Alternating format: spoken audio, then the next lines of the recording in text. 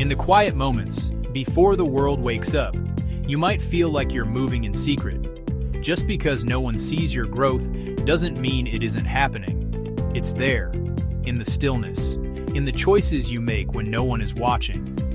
This is where the real work is done. Some victories are loud.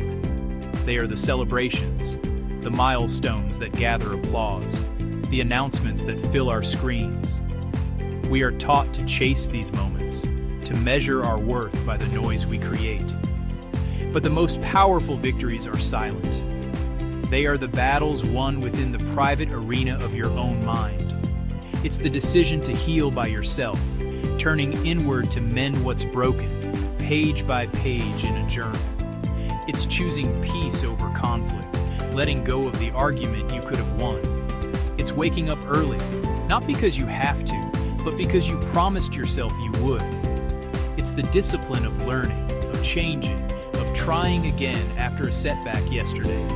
It's the courage to be a beginner, to stumble through a new language or a new chord on a guitar, embracing the discomfort of not knowing.